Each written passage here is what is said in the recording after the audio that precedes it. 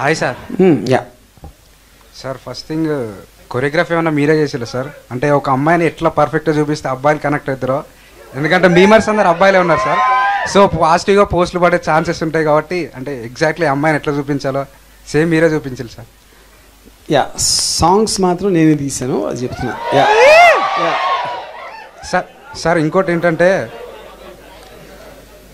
ఏంటంటే ఆర్జీవ్ గారి ఫిలిమ్స్ అంటే ఎందుకంటే వేరే వాళ్ళు నేను ప్రొడ్యూసర్గా డైరెక్షన్ అది ఇచ్చిన నేను బెస్ట్ థింగ్స్ అని నేనే తీయటానికి ఇష్టపడతాను. సార్ ఇంకోటి ఏంటంటే ఆర్జీవ్ గారి ఫిలిమ్స్ అంటే స్టోరీ కానీ డైరెక్షన్ కానీ స్క్రీన్ ప్లే కానీ అదంతా పక్క పెడితే హీరోయిన్లు మాత్రం ఎక్సలెంట్ ఉంటారు సార్, కత్తిలా ఉంటారు సార్ మీరు తీసుకొచ్చే హీరోయిన్స్.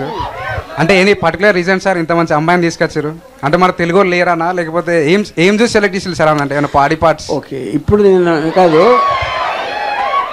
నేను ఒక క్వశ్చన్ అడుగుతాను, మీరు ఇప్పుడే చూశారు కదా వాట్ ఎవర్ టైం. ఇప్పుడు తెలుగు హీరోయిన్స్లో ఇంత కత్తిలా ఉన్న అమ్మాయిని చూసారా? లేదు సార్.